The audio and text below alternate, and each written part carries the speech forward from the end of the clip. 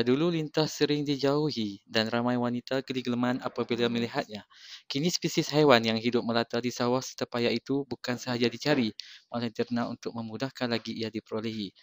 Peternak lintah dari Kampung Baru Pangsanai, Kuala Nerang, Kedah, Muhammad Faizal Mahmud, 24 tahun, menjadikan lintah sebagai ternakan komersial berikutan permintaan tinggi untuk ramuan kosmetik dan perubatan. Kebanyakan lintah yang diternak negara ini dieksport ke luar negara yang dikenal pasti sebagai pasaran berpotensi haiwan ini. Kedapatan dua jenis lintah ternak iaitu lintah perut hijau dan perut perang yang mendapat permintaan tinggi di pasaran apabila kedua-duanya mampu mencecah harga antara ringgit Malaysia 40 hingga ringgit Malaysia 60 1 kilogram mengikut saiz katanya.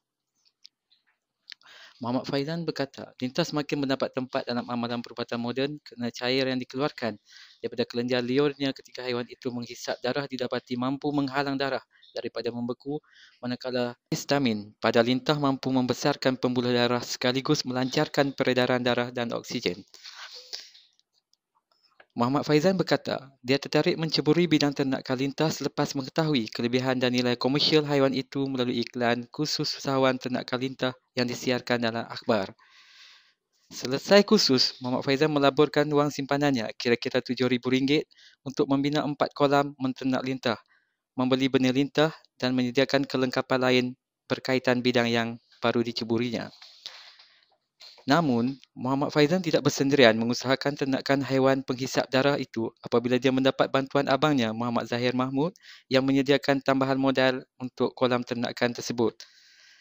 Ternakan lintah tidak memerlukan kolam luas seperti ikan, sebaliknya memadai dengan kolam bersaiz 10 kaki lebar dan 20 kaki panjang.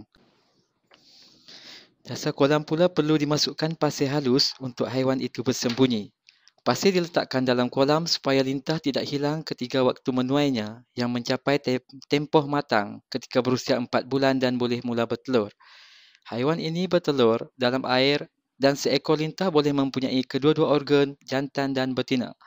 Lintah induk membawa anak dari telur di dalam kantung yang terbentuk melalui lipatan permukaan bawah badannya. Kadangkala anaknya melekat di bawah badan induk. Menurut Muhammad Faizan, telur yang terhasil akan terlekat pada objek di dalam air seperti tunggul kayu dan tumbuhan akuatik. Oleh itu, dalam kolam ternakan, batu-bata disusun 4 segi membentuk petak sebagai tempat mengumpul telur. Beliau lebih mengutamakan kepada tumbuhan akuatik dalam kolam ternakan lintahnya. Bagi bekalan makanan haiwan ini yang menjadikan darah sebagai bahan makanan utama, Muhammad Faizan menyediakan kira-kira 30 hingga 40 kilogram belut atau ikan keli untuk 100 kilogram lintah dan selepas makan darah dengan secukupnya, ia boleh hidup untuk beberapa bulan tanpa mendapatkan darah lagi. Lintah boleh membesar 6 hingga 10 kali ganda saiz asalnya selepas menghisap darah dan induknya boleh menghasilkan 300 hingga 500 benih lintah sekali bertelur.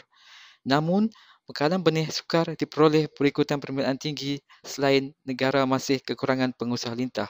Tidak heran harga benih lintah boleh mencecah sehingga ringgit Malaysia 300 1 kilogram, katanya yang juga lulusan ijazah dalam sains komputer dari Universiti Teknologi Malaysia. Selepas lebih 3 bulan mengusahakan ternakan lintah, kini Muhammad Faizan boleh berpuas hati dengan hasilnya yang menunggu masa untuk dituai.